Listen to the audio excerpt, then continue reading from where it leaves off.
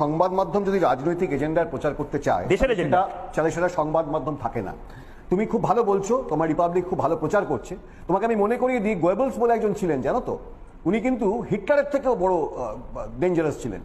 Goebbels কিন্তু পুরো যে কাজটা করতো এটা প্রচার মাধ্যম ওনার হাতে ছিল, মানে পুরো প্রচারটা ছিল গোয়েবলসের, এবং উনি হিংসা তৈরি করতেন এবং তারপর উনি হিংসাতে মদত দিতেন। মানে আমার আজকে তোমার এই আলোচনাগুলো দেখে মনে হচ্ছে তুমি তো তিলকে তাল করছো।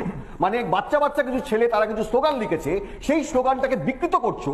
এবং আমার অবাক লাগছে যে আজকে বিজেপিদের এবং তৃণমূলের এত খারাপ অবস্থা হয়েছে যে ময়ূক রঞ্জন ঘোষকে আজকে ইন্টেলিজেন্সের পাঠ করতে হচ্ছে। মানে দেশে আর ইন্টেলিজেন্স নেই, ময়ূক রঞ্জন ঘোষকে আজকে বের করে দিতে হচ্ছে যে কোথায় পাক যোগাযোগ রয়েছে। খুব অবাক কাণ্ড। মানে আমি বারবার রিকোয়েস্ট করবো সবাইকে, তাহলে তোমাকে নিয়ে ইন্টেলিজেন্সে বসিয়ে দেওয়া হোক।